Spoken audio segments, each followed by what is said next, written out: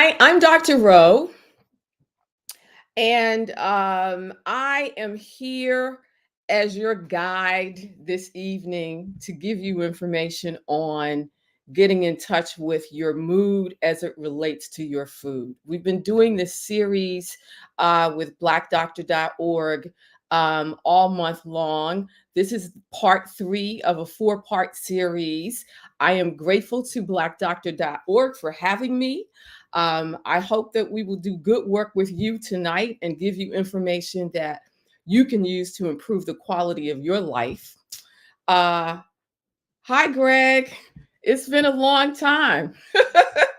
I see some of my old homies are showing up. So, yeah, tonight we're going to help you to get in touch with your triggers for the things that trigger you and cause you to eat foods that you might not normally eat, or the things that cause you these are your go-to foods in situations where you find yourself unhappy, or experiencing depression, experiencing anxiety, any feelings that take you out of yourself, so to speak. So we want to talk about those triggers.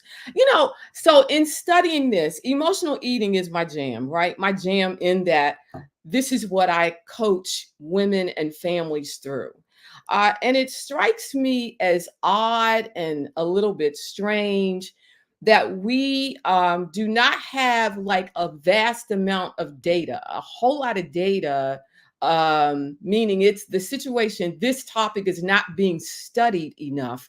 There are some small studies, but not enough to make, definitive decisions on what should happen, right? But it strikes me as strange and odd that we haven't connected on a federal level and on a large scale, that we have not connected people's food decisions to their feelings. Because the truth is, the reason we are obese and overweight as a country, a lot of it is attributable to the fact that we're eating our feelings. We are. And the fact that there's not enough science to bear this out, to give you the evidence of why, how this is happening, to whom it's happening. And I can tell you, to a lot of Black women, it's happening. When you look at food in relationship to mental health, depression and anxiety, both sides of the scale are definitely not root causes, but those are definitely effects of eating our feelings as a group, right? And as a large group, you put two Black women in a room, one of us is going to be obese, not just overweight, but obese, which means clinically, we're talking about you have a BMI of 40 or better, which means, that's a lot of weight. There are a few studies, there are a handful of studies that point this to, that connect depression and anxiety with obesity. And what scientists have found is that uh, the depression and anxiety as it relates to obesity means that it becomes recurrent weight gain. So you're eating your feelings, you're gaining weight, and then we keep going on this sort of downward spiral. So the weight, you might even get a chance to lose the weight, but it comes back. We eat because we do it again. We keep having the same behavior over and over again. That's the point I'm making. And what I'm saying is, there are workarounds. I mean, this is a mental health issue, and that's my complaint. My complaint is that we are not connecting food to mental health in the reality that exists. We have food and mental health issues. Emotional eating is nothing more than a mental health issue. And so when we talk about eating our feelings, and emotionally eating, and people who tell me that I'm addicted to sugar, or some people say I abuse sugar, or I know that I overeat at times when I don't know how to stop. I don't know what to do to stop because I'm feeling X, Y, or Z. Uh, that's a mental health issue. What I'm saying to you is that food is related to mental health. That's the reason why we're calling it What's Your Food Mood. So there are foods that may be your go-to food, like cheesecake, like chocolate cake, like ice cream, like candy, like sweet snacks, or salty snacks, which are high in sodium and usually high in fat as well. So there are go-to foods that people you might choose in moments of despair, but then there are other foods that you go to because um, you just don't you it's you don't know what to do. You don't know why you're overeating. Because that's the other thing. We're not talking about binging out on carrots or binging on celery sticks. We're talking about binging on food that has an abundance of calories and an abundance of usually three things: fat, sodium, sugar. Some people, there's a large group of people who resort to sugar as their preference. So sugar laden foods is their preference. And then there are others who go to salt laden foods as their preference. And that phenomenon hasn't been studied enough either, because we know we can point out who you are, and and we're getting to the point where we can even get to the bottom of why some of you do it, because most of it is tied to traumatic experiences of your past. And that's something that nobody's talking to you about. And that's something that no one's helping you or treating you for. And if you don't know how to ask the right questions, you can't get the answers that you need so that you can move your life forward. That's what we're hoping to do. We're hoping to open the door to that conversation between you and me, um, and or your therapist and or your doctor, so that you can have definitive data, if you will, to say, hey, look, every time I feel sad, I resort to ice cream. I find myself, standing in front of the freezer looking for, Haagen-Dazs or Ben and Jerry's or whatever your preference is. I had a bad breakup, and I could not put my finger on why it affected me in the way that it did, but I knew that I felt this way, but the only thing I could do was eat. And what I'm saying to you is that there are healthier ways to process your feelings beside eating food, overeating food that doesn't serve you, food that's high calorie, food that's not packed with nutrition. It's mostly empty calories. When we start talking about the sugar, most of the salty snacks that we resort to might have an abundance of fat, but you don't need an abundance of fat. You need the amount of fat that your body requires for you.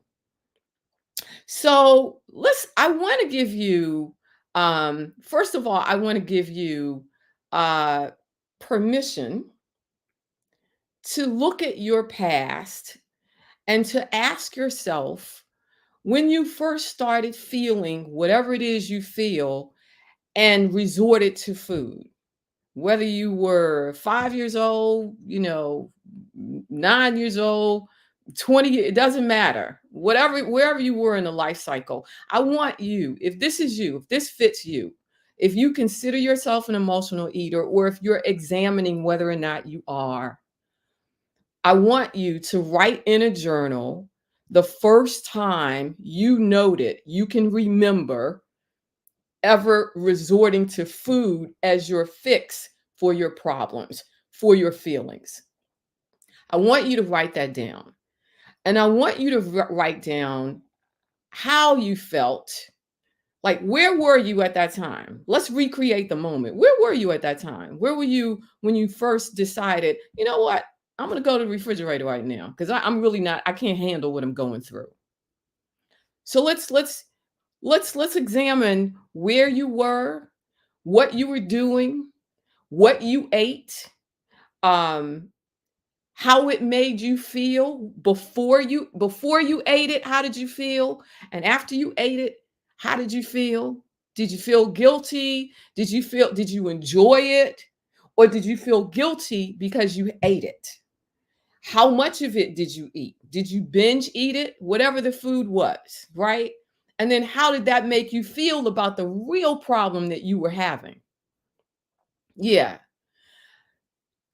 Yes. So, how did that make you feel about the real problem that you were having, that you were experiencing at that time, right? Did it make you feel better to eat? This whatever this is, did it make you, if it was mac and cheese, if it was mashed potatoes and gravy, if it was ice cream, whatever it was, if when you ate it, did it make you feel better or did it make you feel worse?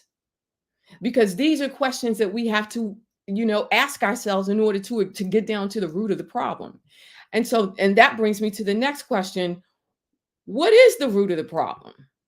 What sent you into a downward spiral to go in search of food to feel better? And when you feel better, is it a short period of time? Because typically it is. And typically after we eat, we feel guilty about what we ate, but we haven't really gotten to the serious problem, to the real problem of why we ate in the first place. And then I want you to ask yourself this, and I want you to write it down. Is there something else? Was there another way? Is there another way that I could process the way I feel that doesn't involve food? Like, could you have taken a walk to blow off some steam? Maybe you were frustrated, right? Maybe so there are feelings of depression and there are also feelings of anxiety, right? Anxiety is a different energy. It's on a different frequency, right? So let's deal with the depression. If you felt sad, you felt, for whatever reason you felt sad, um, and weren't able to pinpoint what you could do besides eat, I want you to ask yourself, was there something else that you could have done to process the way you felt? And after that, I want every time you feel like you want to eat or binge eat, to process your feelings, whatever the feelings are, I want you to go to this journal and write down what's going on with you at that time. Now, I can give you, and we're going to I'll give you some tips this evening on better food choices that you can make in these moments. But the real issue is about getting to the bottom of what made you feel the way you feel, the way you felt in that moment. What was that really all about? Let's just say you curse somebody out. It happens. What would make you, and let's just say it happened at work, okay, which would be highly inappropriate. Let's just say it's a supervisor, right? Um, what would make you take that action over um talking to the person, having a talk with a person, or going to HR, or what would what did it why did you blow up? That's the real question. Why did you blow up? We talked about having emotional attachments, food being one of them, but we talked about having emotional attachments the last time we talked in part two of this series. And one of the emotional attachments happened to have been drama, happened to be drama. This would be that when you blow up to your boss and you don't handle this in an appropriate manner, and all your stuff, all your feelings are just thrown out there all over the office, right? And all your anger and ire shows up as drama. The question becomes, what is it about the way you show up in the world that would have you respond in that way? And I'm telling you, it has a lot, it has everything to do with whatever happened in your past. Whatever happened in your past. Now, so for this reason, you might choose to resort to food. Like after you've had the blow up, you go home, you binge eat. And there you are sitting on the side of the bed with a gallon of, ice cream or a big bag of chips or whatever it is. Um, hey Sherry, listen, so there you are, and you don't know how you got there. Like, why did I blow up at the office? And why did I have to be escorted out? Because that could be the result of your behavior, right? The question becomes, who hurt you?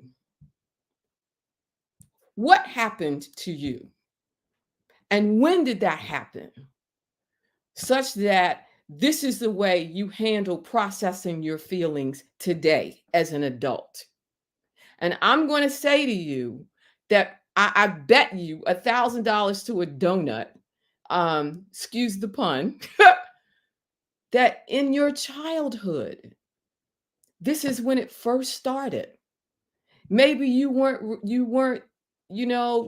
maybe your perspective wasn't honored. Like you weren't, nobody paid attention to what you had to say. Nobody paid attention to how you felt about things. And so you felt looked over. Because typically the drama queen is the one that's saying, look at me. Look at me.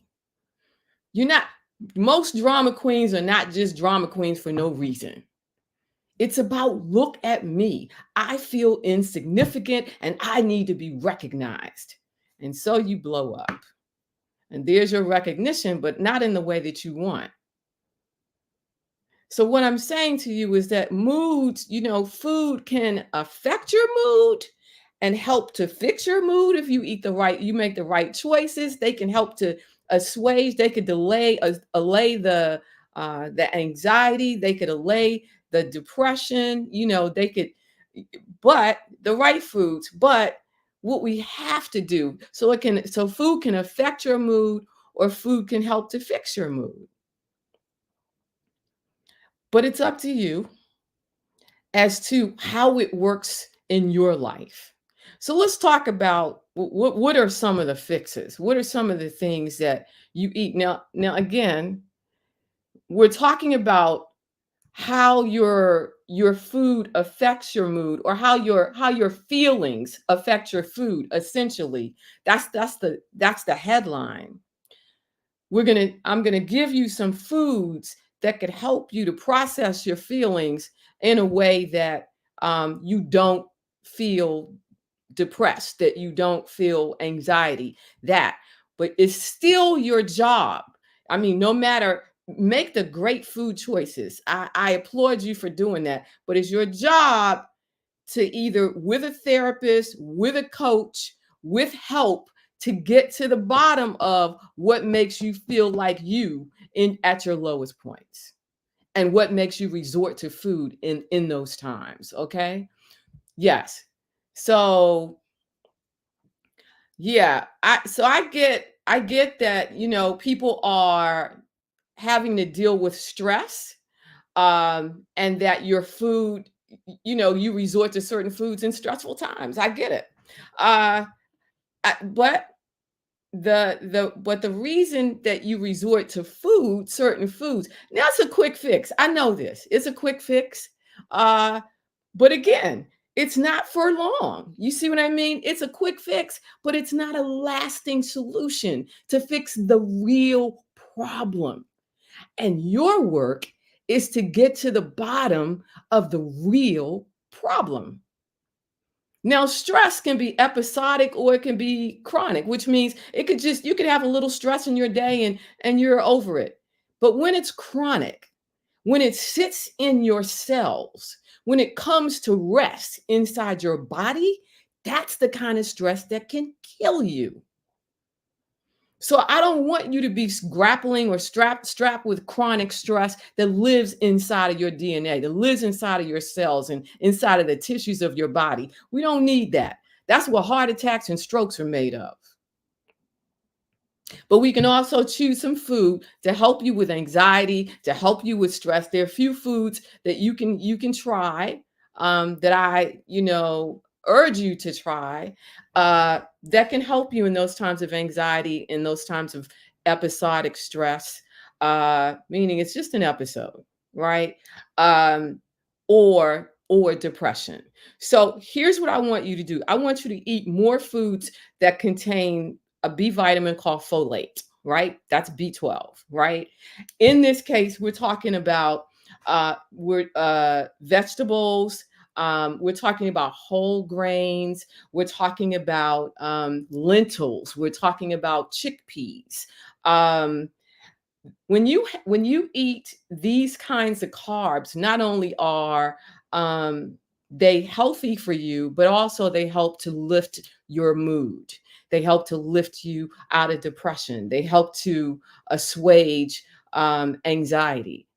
B vitamin is a mood lifting vitamin. So folate, you want to get that from lentils, like I said, from chickpeas, from vegetables, leafy green vegetables as well. From turkey, you can get selenium, which is a mineral that raises your serotonin levels, which is a feel good brain chemical. You also want to include things like black eyed peas in your diet. Put them in a put them in a soup, put them in a stew. You can take these beans, these legumes, like black eyed peas, like chickpeas, like lentils, use them in a stew. You can use them in a soup. Lentils, you can put them on salads. You can do your black eyed peas, your drained black eyed peas, or lentils or chickpeas on salads. You see that frequently, right? Try it, because not only do you get the B vitamin that helps to soothe your mood, but you also have good sources of fiber. Okay. And fiber keeps your blood sugar from plummeting, which takes you down into a depression, a spiral of depression. So, also, selenium, a mineral called selenium, helps to lift your serotonin, feel good brain chemical, the levels of serotonin. So, there are some things that I would like you to avoid to the greatest extent possible, because they instead of them lifting your mood, they do the opposite. Caffeine is one. Caffeine can cause anxiety. Okay. So that you might want to skip the morning latte sometimes, on some days, right? Alcohol is another. Alcohol is its molecular structure is a sugar, right? So it is a sugar, and we know the sugar is raw. Sugar in your table sugar is a it's a it's a toxin to the body, right? And it causes inflammation. But it can also put you on a downward spiral if you eat sugary foods in the moments of that you feel down. Depression can follow. It is possible that it can follow. I would also say, we got sugar, we have alcohol, caffeine, all of those things I need you to avoid. And I also need you to avoid trans fats. Trans fats you would find mostly in baked goods, in things like cookies, crackers, things that you find in a box or a bag. Not only are they bad for your heart, but also they can put you in a funky mood. Okay, those types of fats. So while there are ways um, to soothe your mood, eating the right foods, a healthy, rich diet that is nutrient rich, and not a bunch of junk. So, and food in its natural state, I would also say. So as many whole foods as you could get in as possible, and that's your leafy greens, your lean proteins, your fruits and all of your fruits and vegetables, and those legumes. I would just say this. I'm gonna wrap this up because we got another one coming next week. But we're gonna wrap this one up with this. Just you deserve the best of everything that life has to offer you, right? I don't want to see you suffer. I don't want to see you suffering from depression or anxiety when in fact you can take different action to help yourself. So, and to change your course, to change the course that you're on. I realize that we live in a world that is highly stressful. So I know that your day could be stress induced on any given moment. Uh, but let's take some steps. Let's take actionable steps to change this thing around. Okay. Um, if you are suffering from depression or anxiety and you resort to overeating foods that don't serve you well, because you know it's a bevy of them, uh, we can change this. You can change it, but you're going to have to do the work. That's what I tell all of my clients. I work with them, but they're the ones that actually have to do the work. So I coach them through the process of quitting emotional eating. It is not something that happens overnight, because if you've had this as a habit for most of your life, guess what? It's not going away overnight. You got to make changes to your behavioral change. You have to do that. But I can tell you that it is possible to do, and it's probable. So, on that note, I want to see you back here. I am hoping to see you back here next week when I give you a whole, like a plan to move on from here. From this point moment forward, I'll give you a plan that involves food choices, and what you can do in those times that you don't feel good and you don't think or know have any other recourse, right? So I see that we have questions. I see questions coming across. I will answer the questions as many of them as I can. I thank you for being a part of this discussion tonight, because clearly there are many places you could have been, but you chose to spend this time with us. And so I'm very grateful to you for that. I have some big news coming up in a few weeks, that so maybe by next week we'll be able to talk about it. But it's a project that I'm working on, I've been working on, that I'm hugely excited about. I'm super excited about it. I'm very grateful to God for it. And it's all going to be, to serve you. So it's there's something in this for you. In fact, it's really about you and not about me. I'm the conduit. I'm the servant that's bringing it to you. But I'm super excited about it, and we'll talk more about that. I did do a post on my page, I guess about a week or so ago. So it's coming. I look forward to bringing it to you. I'm grateful to you for joining us tonight and throughout this month for this series. We have part 4 next week. I can't wait to see you back again. Until then, I'm Dr. Rowe. On behalf of blackdoctor.org, we thank you.